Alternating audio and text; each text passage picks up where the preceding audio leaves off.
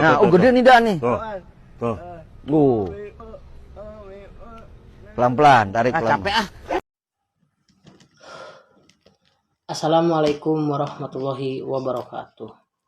Perkenalkan, nama saya Muhammad Farhan Fahruroji. Saya dari kelas 12 IPA 4. Saya akan menjelaskan materi dari sejarah Indonesia tentang Indonesia pada masa demokrasi, liberal atau kebebasan atau parlementer.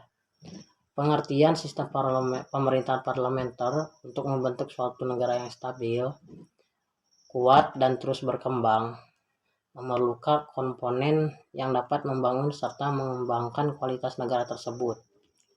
Dapat kita ambil kesimpulan bahwa negara itu harus memenuhi semua komponen-komponen yang memiliki potensi tinggi untuk membangun keutuhan negara tersebut. Komponen-komponen pembangun negara ini pada dasarnya merupakan komponen dasar yang berperan sebagai fondasi untuk membangun suatu negara. Nama komponen-komponen tersebut adalah bentuk negara, bentuk pemerintahan, serta sistem pemerintahan.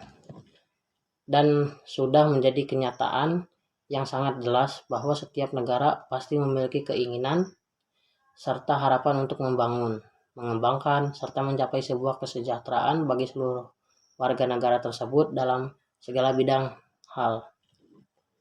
Untuk mencapai keinginan serta harapan itu, maka akan kami katakan bahwa negara tersebut memerlukan suatu sistem yang memiliki potensi untuk menjaga bahkan menaikkan kestabilan negara dan mengantisipasi terjadinya suatu tindakan yang berhubungan dengan penyalahgunaan wewenang oleh para penjabat di negara tersebut. Jawaban untuk permasalahan di atas hanya dapat diatasi dengan memutuskan memilih sistem pemerintahan yang akan digunakan serta diterapkan dalam kehidupan negara tersebut. Diketahui, sistem pemerintahan sendiri dibagi menjadi 6 jenis, dan itu digunakan oleh negara-negara yang ada di dunia dalam menjalani kehidupan di negara mereka. Sistem pemerintahan ini sendiri memiliki berbagai macam kegunaan serta fungsi untuk negara.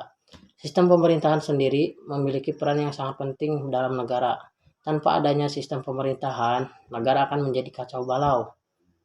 Karena negara belum menetapkan siapa yang akan menjadi pemimpin negara tersebut, siapa memegang kekuasaan tertingginya, serta negara tidak mengetahui siapa yang akan menjadi perwakilan rakyat, dan lain sebagainya. Menurut informasi-informasi yang saya dapatkan dari berbagai sumber, mayoritas negara yang ada di dunia menggunakan dan menganut salah satu dari 2 sistem pemerintahan yang cukup dikenal oleh seluruh dunia. Kedua sistem tersebut adalah sistem pemerintahan presidensial dan sistem pemerintahan parlementer. Saya akan mengajak untuk mempelajari salah satu jenis sistem pemerintahan yang ada di dunia. Sistem pemerintahan tersebut adalah sistem pemerintahan parlementer. Sebelum membahasnya, saya memberikan sedikit ilmu serta informasi mengenai sistem pemerintahan. Umumnya, sistem pemerintahan parlementer memiliki definisi bahwa sistem pemerintahan parlementer merupakan salah satu sistem pemerintahan yang di mana para pelaku dari lembaga eksekutif bekerja serta bertanggung jawab langsung kepada para parlemen. Di dalam sebuah pemerintah parlementer, lembaga parlemen mempunyai peranan yang sangat penting dalam pemerintahan negara tersebut.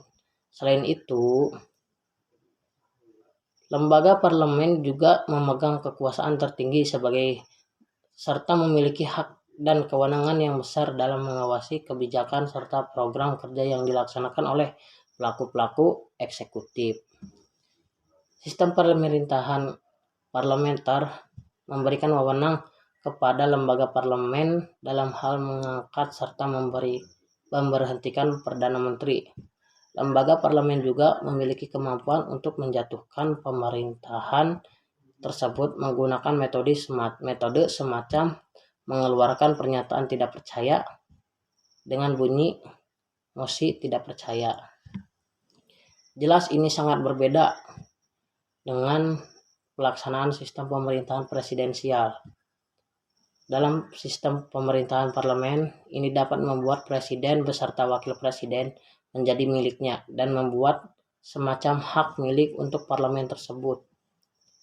Dalam sistem pemerintahan parlemen, presiden dapat dikatakan hanya sebagai simbol atau penanda kepala negara tersebut dan pemerintahan sepenuhnya akan ada di tangan parlemen.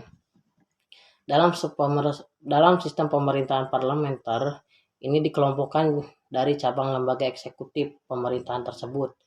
Semua tergantung dari dukungan baik secara langsung maupun tidak langsung dari cabang lembaga legislatif atau parlemen. Bentuk dukungan yang diberikan sering diungkapkan melalui sebuah veto keyakinan. Maka dari itu hampir dikatakan tidak ada kejelasan mengenai pemisahan kekuasaan antara cabang lembaga eksekutif dan lembaga cabang legislatif. Isi dari kritikan tersebut biasanya adalah dari beberapa rakyat yang merasa adanya kekurangan proses pemeriksaan serta adanya ketidakseimbangan yang didapatkan dari sistem pemerintahan Republik Kepresidenan.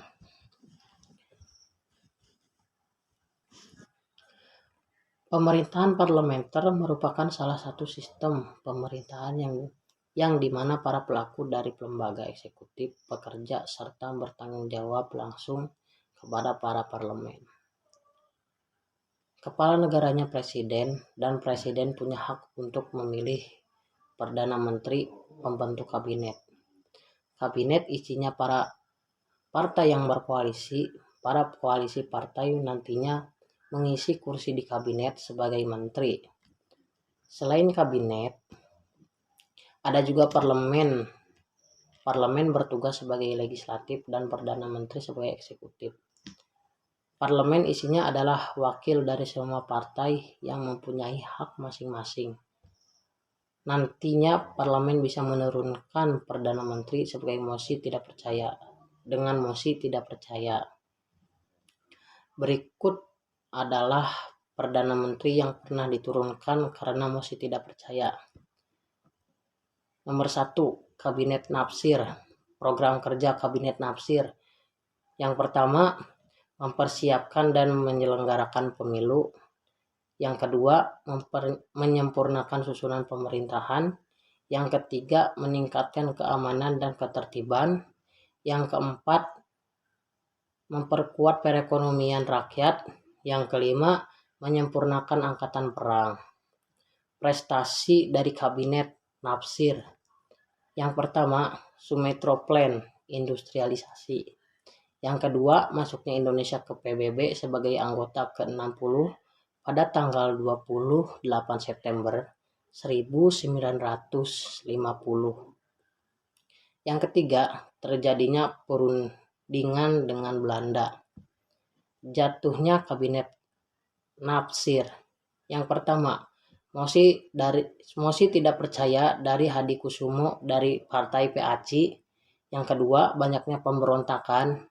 Yang ketiga, gagalnya perundingan dengan Belanda atau mendapatkan hasil yang buruk. Yang keempat, gagalnya pemilu. Kabinet yang kedua, Kabinet Sukiman pada tahun 1951 sampai 1952. Mohon maaf tadi Kabinet Nafsir dilantik pada tahun 1950 sampai 1951 dari Partai Masyumi, itu ketinggalan ya. Jadi yang nomor 2, Kabinet nomor 2 adalah Sukiman yang dilantik pada tahun 1951 sampai 1952. Sukiman yang menggantikan Kabinet Nafsir. Sukiman juga dari Partai Masyumi. Program kerja Kabinet Sukiman. Yang pertama, mempercepat otonomi daerah. Yang kedua, menjalankan politik luar negeri yang bebas aktif. Nomor 3, mempercepat peninjauan kembali persetujuan KMB. Yang keempat, memasukkan Irian Barat ke Indonesia secukupnya. Dan yang kelima, menjalankan tindakan tegas sebagai negara hukum. Mundurnya Kabinet Sukiman. Mundurnya Kabinet Sukiman disebabkan adanya mosi tidak percaya yang diberikan kepada mereka karena penyelewangan teknis dan ideologi terkait dana bantuan asing Mutual Security Act dari Amerika Serikat, yaitu bantuan perekonomian militer untuk mencegah maraknya komunisme di Indonesia. Jadi Kabinet Sukiman itu melanggar janjinya untuk menjalankan politik luar negeri yang bebas aktif. Jadi Kabinet Sukiman lebih pro ke barat dan memihak kepada blok barat.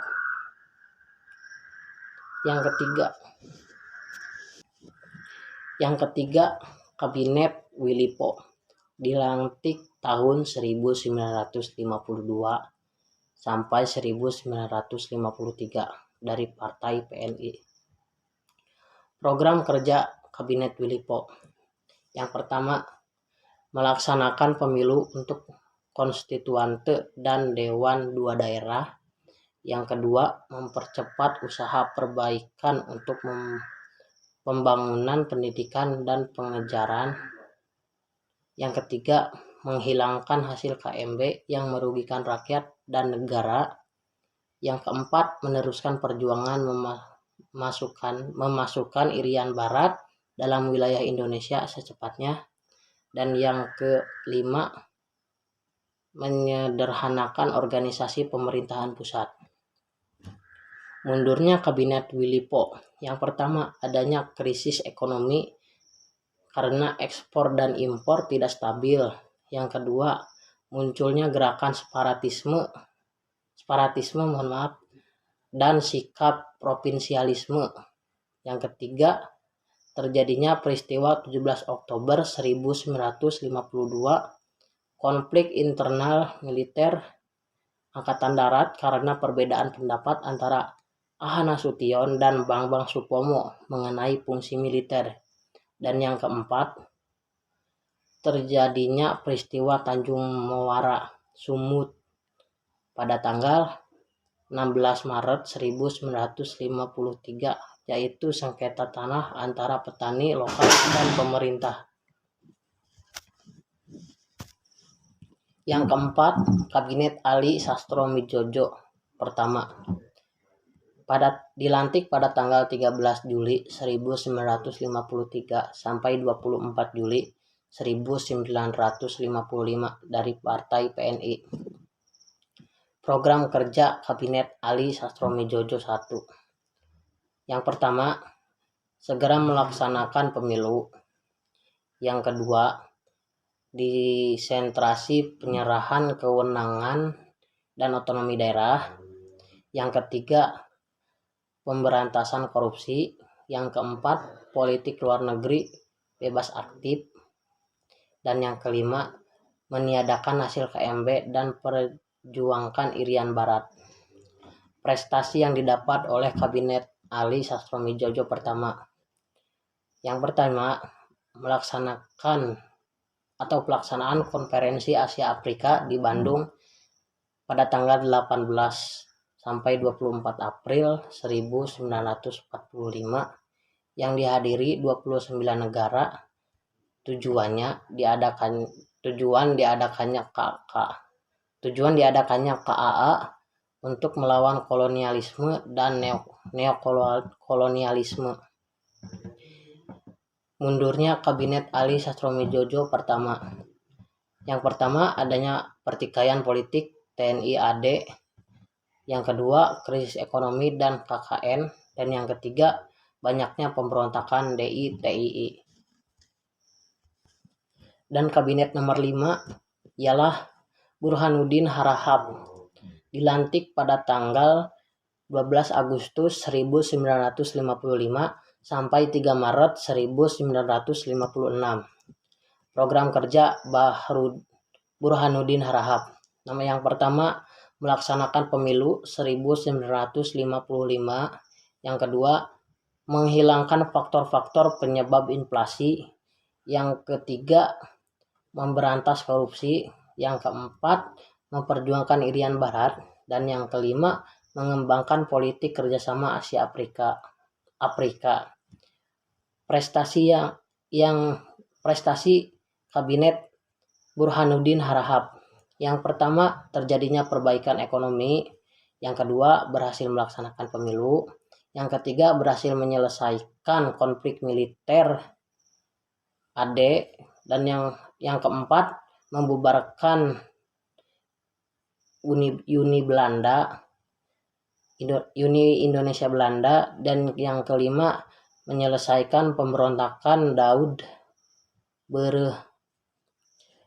mundurnya Kabinet Burhanuddin Harahap karena telah dilaksanakannya pemilu 1955.